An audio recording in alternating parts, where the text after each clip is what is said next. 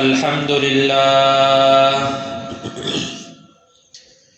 الحمد لله وكفى وسلام على عباده الذين اصطفى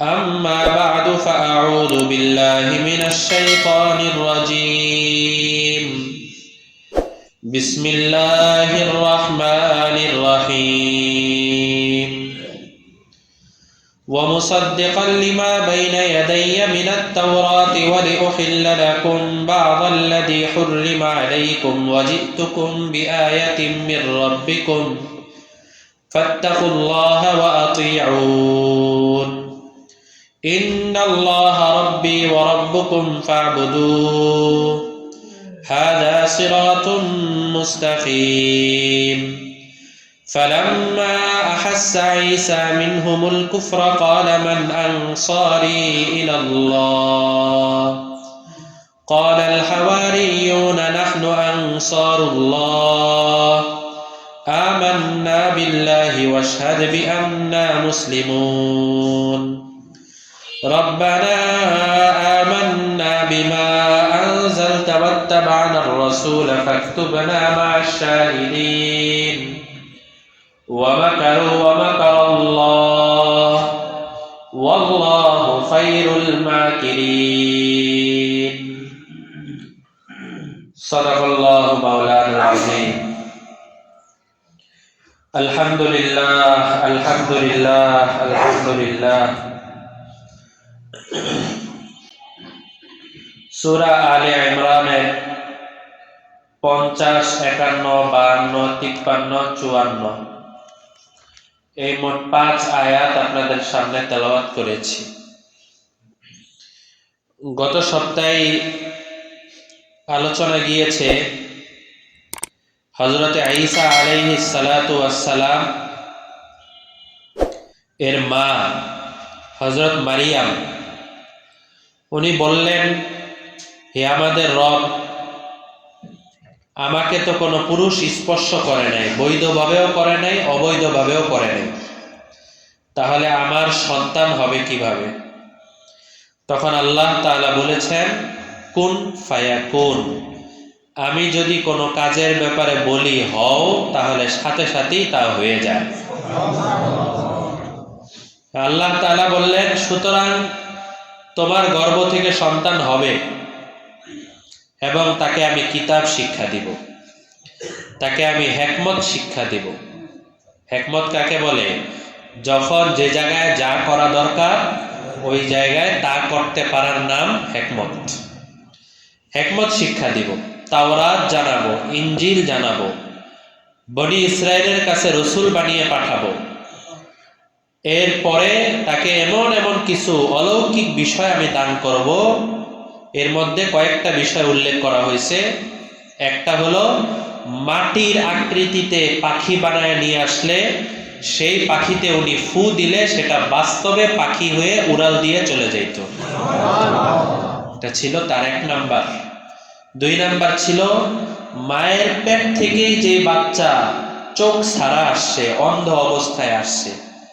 আমার জানা মতে বর্তমান হয়তো এত আধুনিক চিকিৎসা হওয়ার পরেও জন্মে যারা অন্ধ হয়ে হয় তাদেরকে আবার দৃষ্টিশক্তি ফিরিয়ে আনার মতো কোনো চিকিৎসা সম্ভবত আবিষ্কার হয় না। তো এত বছর পরে হযরত ঈসা কত আগের মানুষ, তো ওই জমানায় আকমা মানে জন্ম অন্ধ, জন্মান্ধ যাদেরকে বলা হয়, মায়ের পেট থেকে আসে অন্ধ হয়ে, তাদের চোখেও হাত বুলালে তাদের দৃষ্টিশক্তি ফিরত চলে আসতো। এটা ছিল আরেকটা বিষয়। এর সাথে ছিল আল আবরস, শরীরের মধ্যে খুজলি, পাচরা ইত্যাদি ভরে গেছে, তাদের শরীরের মধ্যে হাত বুলিয়ে দিলে সুস্থ হয়ে যেত। এবং যে লোকটা মারা গেছেন ওই মৃত মানুষকে যদি বিইذনিল্লাহ, আল্লাহর হুকুমে দাঁড়িয়ে যাও, এই কথা বললে ওনার কথার বরকতে আল্লাহ তাআলা মৃত মানুষকেও জিন্দা করে দিতেন। সর্বশেষ যেটা বলেছিলাম গত সপ্তাহে, যে তোমাদের বাসায় কি খাবার দাবার আছে, কতটুকু খাবার তোমরা রাখছো আর কতটুকু খেয়ে ফেলছো, এই কথাটা পর্যন্ত উনি দূরে বসে বলে দিতে পারতেন। এই বিষয়গুলো ছিল হযরত ঈসা আলাইহিস সালামের মুজিজা। আগেও আপনাদেরকে বলেছি, নবীদের হাত থেকে যদি কোনো কিছু অলৌকিক ঘটনা প্রকাশ পায় তার নাম হয় মুজিজা। আর কোনো আল্লাহওয়ালাদের হাত থেকে, নেককার মানুষের হাত থেকে যদি কোনো ঘটনা ঘটে অলৌকিক বিষয়, তাহলে তার নাম হয় কি? কারামত। একই জিনিস একই, একটা হয় কারামত, একটা হয় অলৌকিক ঘটনা। তবে যদি কেউ সুন্নতের ইত্তেবা নাই, কেউ নামাজ পড়ে না, লেবাস পোশাক ঠিক নাই, সেই লোকের হাত থেকে যদি কোনো অলৌকিক ঘটনা প্রকাশ পায়, বুঝতে হবে সেটা জাদু অথবা চোখের ভেলকি। সেটা কোনোদিন মুজিজাও না, কারামতও না, ওটা ভেলকি। যেটা বিভিন্ন মানুষ একসাথে বসে কত ধরনের জাদু দেখায় না, এর মধ্যে একটা জাদু একটা। তো এই ছিল গত সপ্তাহের আলোচনা। আজকে প্রথমে ওয়ামুসাদ্দিকাল লিমা বাইনা ইয়াদাইয়া মিনাত তাওরাহ, হযরত ঈসা দুনিয়াতে আসার পরেই বললেন যে দেখো, আমাকে যে দায়িত্ব দেওয়া হয়েছে, এই দায়িত্বের কারণে আমি শুধু আমার ধর্মটাই সঠিক, অন্য সব বাতিল, এই কথা আমি বলবো না। বরং মুসাদ্দিকান লিমা বাইনা ইয়াদাইয়া মিনাত তাওরাহ, তোমাদের কাছে যে তাওরাত আছে, ওই তাওরাতকেও আমি বলি সেটা আল্লাহর পক্ষ থেকে একটা কিতাব। সুতরাং তাওরাতের সাথে তো আমার কোনো শত্রুতা নেই। আমরাও যে উম্মতে মুহাম্মদী, আমাদের সাথে কি তাওরাত ইনজিলের কোনো শত্রুতা আছে? আমরাও তো বলি তাওরাত এটা আল্লাহর পক্ষ থেকে কিতাব, জাবুর, ইনজিল এগুলো সব আল্লাহর পক্ষ থেকে কিতাব। কিন্তু শুধুমাত্র কোরআনের ব্যাপারে আল্লাহ তাআলা দায়িত্ব নিয়েছেন যে কোরআন একটা হরফও কেউ পরিবর্তন করতে পারবে না। কিন্তু অন্য যেসব কিতাবগুলো, এগুলোর ব্যাপারে আল্লাহ তাআলা কোথাও দায়িত্ব নেন। যে কারণে নবীরা চলে যাওয়ার পরেই উম্মতরা তাদের মতো করে বিভিন্ন জিনিস কমাইছে, বাড়াইছে।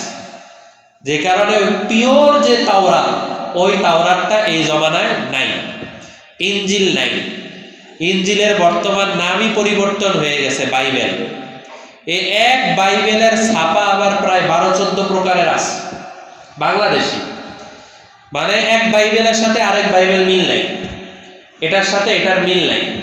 আমাদের বাংলাদেশে অনেক ওলামায়ে কেরাম, বিশেষ করে এই পাকিস্তানের ওলামায়ে কেরামদের মধ্যে হযরত মাওলানা মুফতি তাকি উসমানী দামাত বারাকাতুহু আলাদা একটা কিতাব লিখছেন, ঈসাইয়াত কিয়া হ্যায়, উর্দুতে। সেটা আবার বাংলায় তরজমা হয়েছে খ্রিস্ট ধর্মের স্বরূপ সন্ধানে। আপনারা যারা পড়াশোনা করেন তারা ওই বইটা পড়ে দেখতে পারেন। ওখানে উনি দেখায় দিচ্ছেন যে বাইবেলে মিল নেই। তাহলে যে বলা হয় যে বাইবেল আমাদের ধর্মীয় গ্রন্থ, এক বাইবেলের মধ্যেই তো মিল নেই। আর আমাদের এই কোরআন মাজিদ, কোন কোরআনের সাথে কোন কোরআন অমিল তো দূরের কথা, কোন লাইব্রেরি যদি ভুলেও একটা জের জবর বেশকম করে, এর পরের দিন থেকে দেখবেন যে তার বদনাম হয়ে গেছে যে এই লাইব্রেরি কোরআন শরীফ ভুল ছাপছে, এদের কাছ থেকে বই কিনা যাবে না, তার বদনাম হয়ে যাবে না? কিন্তু বাইবেল চলছে তো, সবই বাজারে চলছে। তো উনি ওই কিতাবের মধ্যে দেখিয়ে দিছেন যে কিভাবে খ্রিস্ট ধর্মের মধ্যে এত পরিবর্তন হয়েছে। তো হযরত ঈসা বললেন যে তোমাদের কাছে যে তাওরাত আছে, ওই তাওরাতকেও আমি মানি, সেটাকেও আমি সত্যায়ন করি। দ্বিতীয় আরেকটা ব্যাপার, ওয়ালি উহিল্লা লাকুম বা'দাল্লাযী হুররিমা আলাইকুম, তবে তাওরাতের মধ্যে কিছু কিছু বিধান এমন আছে যেই বিধানগুলো হারাম ছিল তোমাদের জন্য, আমার ধর্মে তথা ইনজিলের মধ্যে ওই জিনিসগুলোকে হালাল করা হয়েছে। তো সেগুলো আমি বয়ান করব। তাওরাত আর ইনজিল সবকিছু ঠিক আছে, তবে তোমার ধর্ম থেকে আমাদের ধর্মে কিছু এদিক সেদিক আছে, অনেক কিছু হারাম আছে যেগুলো এই ধর্মে হালাল, সেগুলো আমি স্পষ্টভাবে বর্ণনা করব। হযরত মুসা আলাইহিস সালামের সময়ের কথা অনেকবার বলছি আপনাদেরকে, যে নির্ধারিত মসজিদে এসে নামাজ পড়তে হতো। মসজিদ ছাড়া কেউ অন্য জায়গায় নামাজ পড়লে তার নামাজ হইত না। কিন্তু নাউজুবিল্লাহ কিছু নাই তো, ঠিকই তো, নাউজুবিল্লাহ তো হয় যেটা ভুল ভুল বলেন সেখানে নাউজুবিল্লাহ। আচ্ছা যাই হোক, তো কিন্তু হযরত ঈসা আসার পরে সেটা বৈধ করে দিচ্ছেন যে না, তোমরা অমুক জায়গায় নামাজ পড়তে পারো। আর আমাদের ধর্মে তো এত সহজ যে মসজিদে, বাসায়, দোকানে, সব জায়গায় আল্লাহ রসুল বলছেন না, ওই যে যেদিন খতমে নবুয়ত নিয়ে আপনাদের সামনে আলোচনা করছিলাম জুমায়, নবীজি 6টা কথা বলছেন। এর মধ্যে একটা ছিল কি, পুরা দুনিয়াকে আমার জন্য নামাজের জায়গা করে দেওয়া হয়েছে। শুধু জায়গা পাক থাকলেই চলবে, জায়গা অপবিত্র না হলেই চলবে। এবার বাসায় নামাজ পড়েন, মসজিদে নামাজ পড়েন, বিমানে নামাজ পড়েন, সাগরে নামাজ পড়েন, যেই জায়গায় গিয়ে নামাজ পড়েন আপনার নামাজ আদায় হয়ে যাবে। তাহলে আমাদের জন্য সহজ। শুধু এতটুকু পার্থক্য যে কেউ যদি বাসায় ফজর নামাজ পড়ে তাহলে 2 রাকাত নামাজ পড়লো সে 2 রাকাতেরই সওয়াব পায়। আর ওই নামাজটাই বাসার থেকে কষ্ট করে উঠে এসে মসজিদে এসে ইমামের পিছনে আদায় করলো তাহলে 500 বার ফজর নামাজ পড়ার সওয়াব হবে। নামাজ কিন্তু সর্ব অবস্থায় হয়ে যাবে, কিন্তু পার্থক্য এই জায়গায়, ঘরের ভিতরে অন্য জায়গায় নামাজ পড়লে, আবার ঘরের ভিতরেও যদি কেউ জামাতের সাথে নামাজ পড়ে সেই জায়গায় 27 গুণ সওয়াব হবে। কিন্তু জামে মসজিদে এসে নামাজ পড়লেই 500 গুণ সওয়াব হবে। তাহলে ঘরেও নামাজ পড়া নামাজ, আবার মসজিদে নামাজ পড়াও নামাজ, কিন্তু 2 নামাজের মধ্যে অনেক পার্থক্য। কথা বুঝে আসছে না? হ্যাঁ, এই আর কি। তো বললেন যে আমি তোমাদের সবকিছুকেই মানি, ওয়াজিতুকুম বিআয়াতিম মির রাব্বিকুম, তবে তোমাদের রবের পক্ষ থেকে আমি আলাদা কিছু নিদর্শন নিয়ে আসছি। ফাত্তাকুল্লাহ ওয়া আতিউন, তোমরা আল্লাহ তাআলাকে ভয় করো, ওয়া আতিউন, এবং তোমরা আমার অনুসরণ করো। আমার বলতে এখানে ঈসা আলাইহিস সালাম, যেহেতু তার উম্মতদেরকে বলছেন এই জন্য এই কথাটা বলা। এখন এই আয়াত, তোমরা আল্লাহকে ভয় করো এবং আমার তথা ঈসা আলাইহিস সালামের অনুসরণ করো, এই কথাটাকে কি নিয়ে কোরআনের আয়াত বলে আমাদের ধর্মের মধ্যে ব্যবহার করা জায়েজ হবে? কেন হবে না? কথাটা ঈসা আলাইহিস সালামের, আর উনি ওনার উম্মতকে বলছেন, তো সেটা ওই জমানার জন্য ঠিক আছিল। তো এই জমানার মধ্যে এসে সেটাকে নিয়ে এই যে দেখো তোমাদের কোরআনের মধ্যেই তো আছে ঈসা আলাইহিস সালামের অনুসরণ করতে হবে, এই জাতীয় কথাবার্তা বলা এটা একেবারে বোকামি। এটা মানুষকে ধোঁকা দেওয়ার জন্য, গোমরাহ করার জন্য এই জাতীয় কথাবার্তা বলা হয়, প্রচার করা হয়। ইন্নাল্লাহা রাব্বি ওয়া রাব্বুকুম ফা'বুদু। দেখেন এই যে খ্রিস্টানরা বড়দিন উদযাপন করছে, এদের কথা আজকে জুমা বললাম যে ঈসা আলাইহিস সালাম রব, এই কথা বলেন। কিন্তু দেখেন ঈসা আলাইহিস সালাম নিজে কি বলেন, উনি নিজে বলেন ওনার উম্মতকে, ইন্নাল্লাহা রাব্বি ওয়া রাব্বুকুম, নিশ্চয়ই আল্লাহ তাআলা আমারও রব তোমাদেরও রব। তারা বলে ঈসা হলো আমাদের রব, আর ঈসা নিজে কি বলেন, আল্লাহ আমারও রব তোমাদেরও রব। ফা'বুদু, তোমরা একমাত্র আল্লাহরই ইবাদত করো।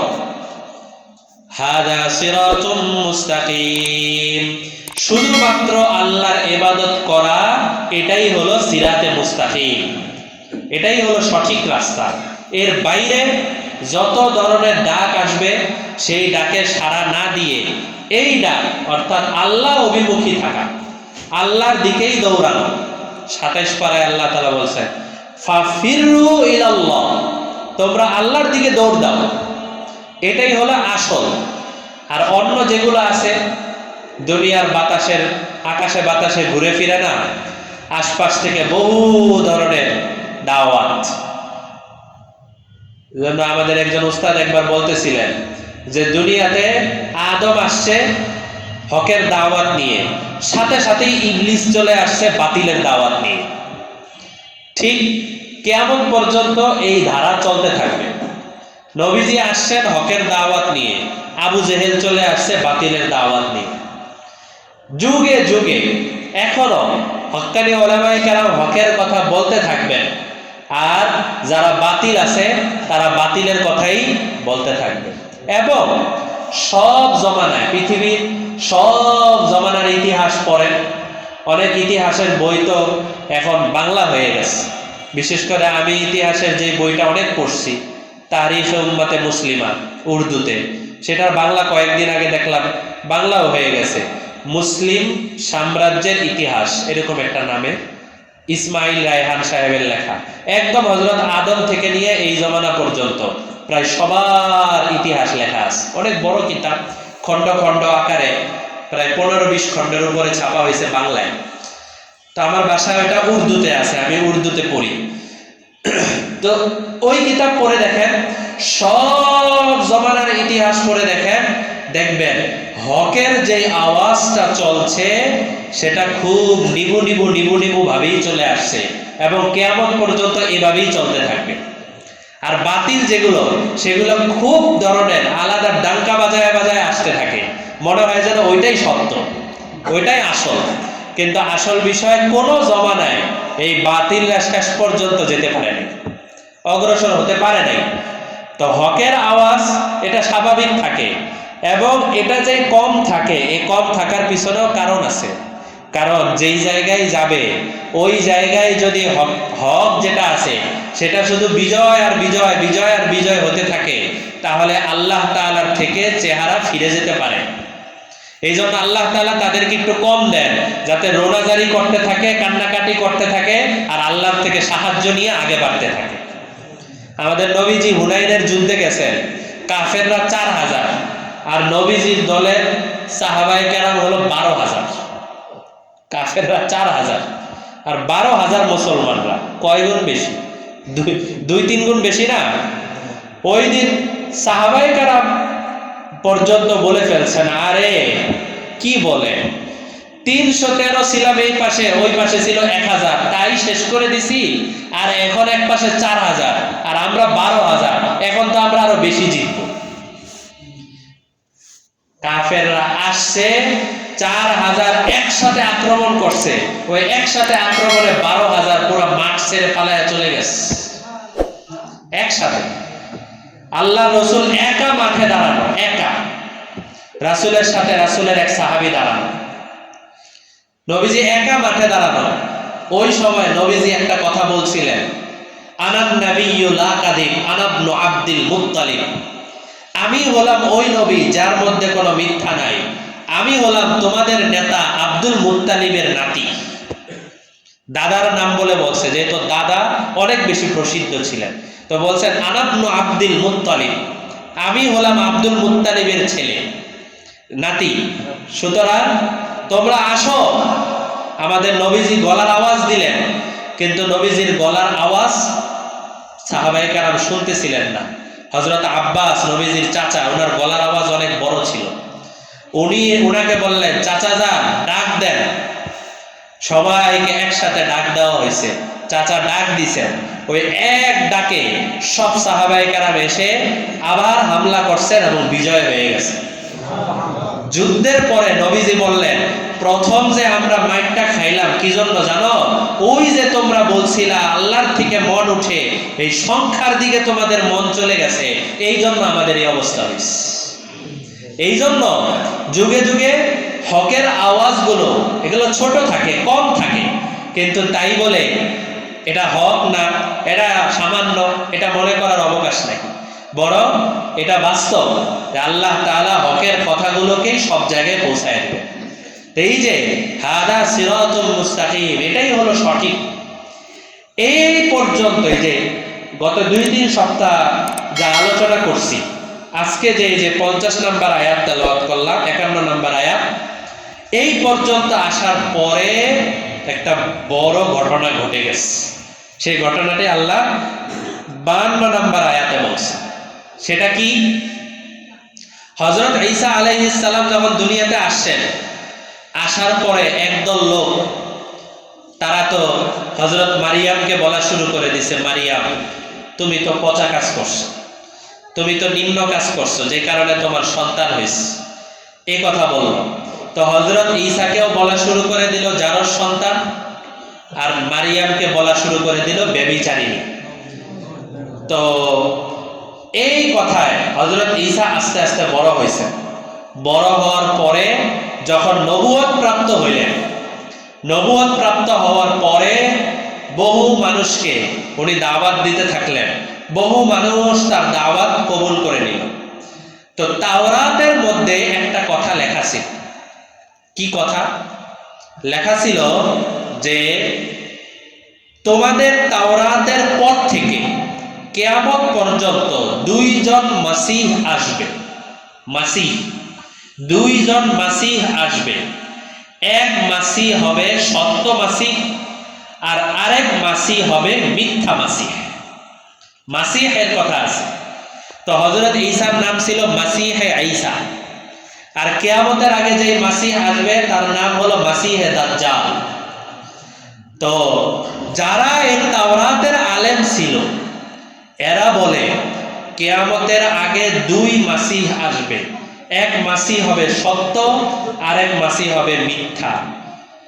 এই মাসিহ, যেই মাসিহ এখন নবুয়তের দাবি করতেছে, যেই মাসিহ এখন নবুয়তের দাবি করতেছে, এই মাসিহের বাপ নাই। এই মাসিহের মা জানিয়া, জিনাকারিনী।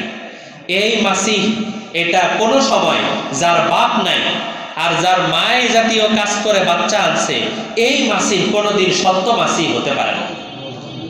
এই কথা বলে ইহুদি যারা ছিল ওই জমানায়, যত ইহুদি ছিল সব ইহুদিরা একজোট হয়ে গেছে। আজকে আমরা যে মাসিহকে দেখতে পাচ্ছি এটাই হলো তাওরাতের মিথ্যা মাসিহ। এই কথা বলে তারা কেউ হযরত ঈসা আলাইহিস সালামের উপরে ঈমান আনেন। এরা সবাই একটা দল হয়ে গেছে। এবং আমাদের নবীজি সাল্লাল্লাহু আলাইহি ওয়াসাল্লাম তিরমিজি শরীফের মধ্যে বলছেন যে কিয়ামতের আগে যখন দাজ্জাল মাসিহ আসবে, তখন দাজ্জালের সাথে সবার আগে যারা দাজ্জালের সাথে চলে যাবে, হ্যাঁ এই সত্য মাসিহ, এই কথা যারা বলবে তারা হলো বেশিরভাগ সবাই হবে ইহুদি। আগের মাসিহরে, সত্য মাসিহরা তারা মিথ্যা মনে করছে, আর মিথ্যা মাসিহ যেটা আসতেছে সেটাকে তারা সত্য মনে করবে। এবং সত্য এমন ভাবে মনে করবে যেই জায়গায় যেতে থাকবে দাজ্জাল, ওই জায়গায় তার সাথে শত শত লক্ষ লক্ষ ইহুদিরা তার পিছে থাকবে। যে আমাদের পীর সাহেব, উনি আগে থাকবে আর তার পিছনে পিছনে ইহুদিরা চলতে থাকবে। দাজ্জাল যেতে থাকবে, এক এক জায়গায় যাবে, গিয়ে গিয়ে বৃষ্টি বর্ষণ করবে, মানুষ জীবিত করবে, কোথাও ফসল উৎপন্ন করবে। এগুলা সব ইহুদি দলের লোকেরা, এরা মানুষদের মাঝে অ্যাডভার্টাইজ করতে থাকবে, দেখাতে থাকবে। আর এই দাজ্জালই মনে করবে যে আসল মাসিহ, এই সত্য মাসিহ। এটা আমাদের নবীজি তিরমিজি শরীফে বলে দিচ্ছেন। একদিন এমন হবে, একদিন এমন হবে, ফজরের নামাজের সময় সিরিয়ার কাছে কোনো একটা মসজিদে হযরত ইমাম মাহদি উনি নামাজ পড়ানোর জন্য আগে অগ্রসর হবেন। জামাতের একামত হয়ে যাবে। জামাতের একামত হওয়ার পরে সাথে সাথে হযরত মাহদি বলবেন, তোমরা দাঁড়াও, একজন মেহমান আসতেছে। মেহমানকে উপরের দিকে তাকাবে, দেখবে মসজিদের উপরে মিনার বেয়ে বেয়ে হযরত ঈসা আলাইহিস সালাম আসমান থেকে নাজিল হচ্ছে। এগুলো সত্য কথা, এটাকে বানানো কথা মনে করার কোনো প্রয়োজন নাই, অবকাশও নাই। হযরত ঈসা মিনার থেকে নামবে, মিনারের কথা স্পষ্ট হাদিসের মধ্যে আছে। তো মিনার দিয়ে নামার পরে ফেরেশতারা যখন নামিয়ে দিবেন, মসজিদের ভিতরে প্রবেশ করবেন। প্রবেশ করার পরে উনি আমাদের নবীর উম্মত হয়ে প্রথম ফজরের নামাজ আদায় করবেন। আদায় করার পরে একটা বর্ষা হাতে নিবেন, একটা বর্ষা যার সামনে সোজা থাকে, পিছনে লাঠির মতো আর সামনে চোক্কা, এমন একটা বর্ষা হাতে নিবেন। হাতে নেওয়ার পরে বলবেন, কোথায় দাজ্জাল? এই দাজ্জালকে খুঁজে বের করে নিয়ে আস। তখন ওখান থেকে বের হয়ে বাবে লুত, জায়গার নাম হলো, আল্লাহ রাসূল তিরমিজি শরীফে বলে দিয়েছেন, বাবে লুত। বাবে লুত নামক জায়গায় যখন যাবে, ওই জায়গায় হযরতে ঈসা দাজ্জালের সাথে দেখা হবে। দুই মাসিহ একসাথে। বুঝে আসছে? সত্য মাসিহ এবং মিথ্যা মাসিহ দুই মাসি একসাথে হওয়ার পরে হযরতে ঈসা বিসমিল্লাহ আল্লাহু আকবার বলে সত্য মাসি যিনি উনি বর্ষাটা নিক্ষেপ করবেন, আর এটা ওই মিথ্যা মাসিহের গায়ে গিয়ে লাগবে, আর ওই জায়গায় সে মারা যাবে। তা আল্লাহ রসুল বলে দিচ্ছেন এই সব কথা। তবে বর্তমানে ইসরায়েলের যে এয়ারপোর্ট আছে, ওই এয়ারপোর্টের সামনে বড় করে সাইনবোর্ডে লেখা আছে বাবেলুত, বাবেলুত এটা লেখা আছে। তো অনেকের ধারণা যে এই জায়গায় মনে হয় এই মৃত্যুর ঘটনাটা ঘটবে, এবং এটা কিছুটা মিলও আছে, কারণ ইসরায়েল যারা ফিলিস্তিনিদেরকে মারছে, ইসরায়েল পুরাটাই ইহুদি। তো ওই ইহুদি ওই জায়গায় আবার নবীজির কথার সাথে মিলে যায় বাবেলুত, কিন্তু আমরা নিশ্চিতভাবে এটা বলতে পারবো না যে ইসরায়েলে এই ঘটনা ঘটবে।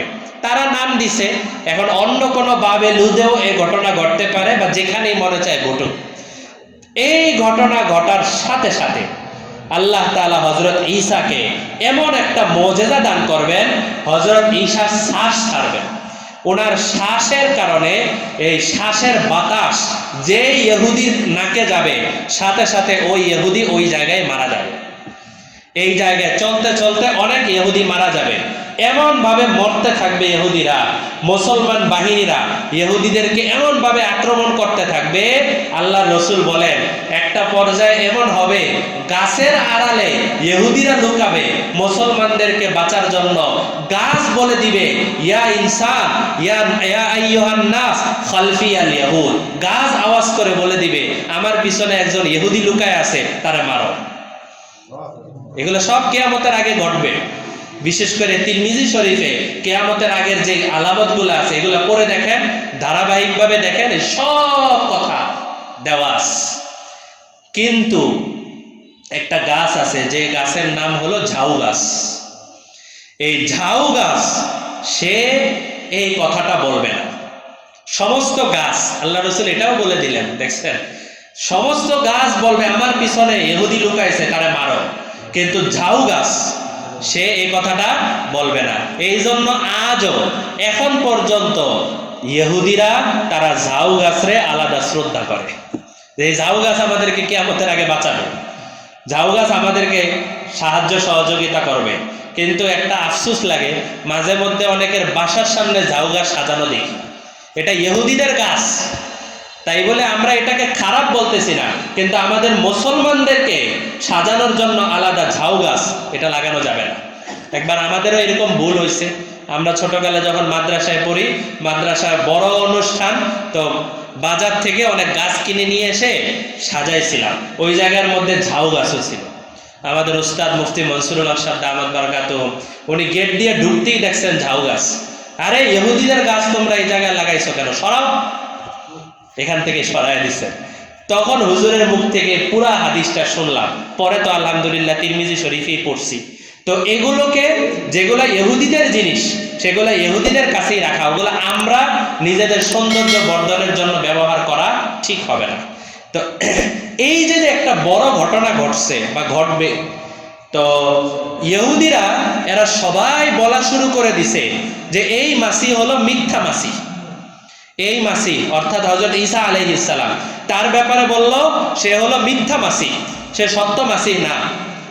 এরপরে কি করছে, আলাদা মামলা করছে, তাদের এলাকায় মামলা করছে, গিয়ে বলছে যে আমাদের এলাকায় ঈসা নামে এক লোক আসছে, যে লোক হলো মিথ্যা মাসি, এই লোকরে হত্যা করে দিতে হবে, শেষ করে দিতে হবে।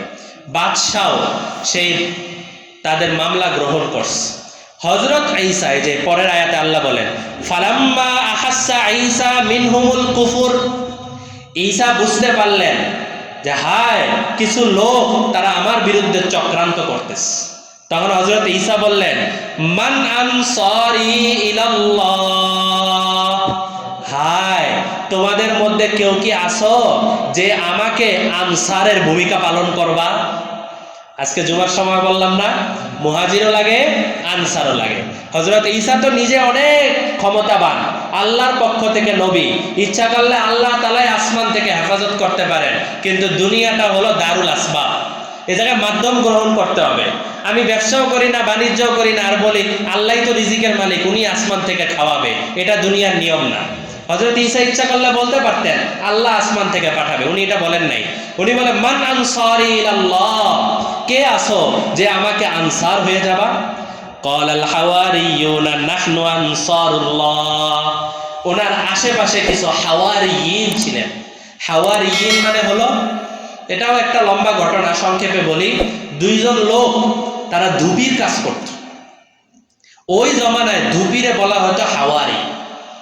তো নবী হযরত ঈসা বললেন তোমরা ধুবির কাজ করো, এই ধোয়াধুয়ির কাজ করো, কাপড় ধোয়ার কাজ করো, আমার কাছে যদি আসো তাহলে আমি তোমাদের হৃদয়ে ধোয়ার কাজ করে দিব, তোমাদের হৃদয়টা পরিষ্কার করে দেব।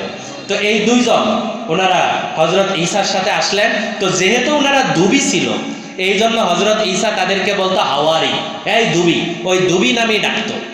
বা ধুবি আমাদের বাংলায় কি বলে? ধোবা বলে, এই ধোবা এই নামে ডাকতেন। তো উনাদের সাথে সাথে আরো প্রায় 10-12 জন তারা মুসলমান হয়ে গেছে, হযরত ঈসার সাথে থাকে, হযরত ঈসার কথা মতো চলে। ওই যে প্রথম দুইজনরে উনি ধোবা বলে ডাকেন, এই জন্য বাকি 10 জন যারা, 11-12 জন যারা, উনাদেরকে উনি ধোবা বলে ডাকতেন। বলতেন এই হাওয়ারিয়িন আসো, এই সম্মানিতরা আসো, এভাবে বলতেন। তো ওই যারা হাওয়ারিয়িন ছিল তারা বলল নাহনু আনসারুল্লাহ, দুনিয়ার যা মনে চায় তা হয়ে যাক, আমরা আপনার সাথে আসি আর এর মাধ্যমে আমরা আপনার আনসারের ভূমিকা পালন করব। ওই যে জুমার সময় বললাম, এই জায়গায় হযরত ঈসাকে সাহায্য করা মূল মাকসাদ না, আল্লাহর দ্বীনকে সাহায্য করা হলো মাকসাদ। আপনি যদি কোনো একজন আলেমকে সম্মান করেন, ওই আলেম তো মানুষ হিসেবে ঠিক আছে, বাকি ওনাকে সম্মান করা মানে ইসলামকে সম্মান করা, ওনার সাথে মহব্বতের সম্পর্ক রাখা, তার মানে ইসলামের সাথেই মহব্বতের সম্পর্ক রাখা। আমার একজন ওস্তাদ আমাকে প্রায় সময় বলেন যে কোনো মানুষ যদি তোমার সাথে সম্মানের সাথে মুসাফা করে, তাহলে মনে করো না যে আমি বড় হয়ে গেছি, তারা মুসাফা করতেছে তোমার সাথে না, তারা মূলত ইসলামের সাথে মুসাফা করতেছে। অহংকারের কিছু নাই, তারা মুসাফা করতেছে দ্বীনে ইসলাম, আল্লাহ তাআলা এদের মাধ্যমে পৌঁছাইছেন, আমি এদেরকে ভালোবাসি। তো এরা সবাই বলল নাহনু আনসারুল্লাহ, আমরা আল্লাহর জন্য সাহায্য করব, আমরা আনসার হয়ে গেলাম। আমান্না বিল্লাহ, আমরা আপনার উপরে আল্লাহর উপরে ঈমান এনেছি। ওয়াশহাদ বিআন্না মুসলিমুন, আপনি সাক্ষী থাকেন আমরা আপনার জন্য আত্মসমর্পণ করে দিলাম। রব্বানা আমান্না বিমা আনজালতা ওয়াত্তাবা'নার রাসূলা ফাকতুবনা মা'আশ শাহিদিন, হে আমাদের রব, আপনি যা নাজিল করছেন ইনজিল, তার উপরেও ঈমান আনলাম, আপনার রাসূলের উপরেও ঈমান আনলাম, এবার আপনি আমাদেরকে শাহিদিনদের মধ্যে লিখে দেন। এই কথাগুলো হযরত ঈসা সাথে হাওয়ারিয়িনদের কথা। এই যে 52 এবং 53 নম্বর আয়াত, এই দুই আয়াতে হযরত ঈসা কি বলছেন আর হাওয়ারিয়িনরা কি বলছেন, এগুলো ঘটনা ঘটলো। এরপরে আসল পরের ঘটনা এটা সামনে আসবে, ওই যে মামলা করছে, যে সেই মামলার ফলাফল কি হয়েছে। আল্লাহ তাআলা যতটুকু আলোচনা করা হলো আমাদের সবাইকে আমল করার তৌফিক দান করেন। ওয়া আখিরু দাওয়ানা আনিল হামদুলিল্লাহি রাব্বিল আলামিন।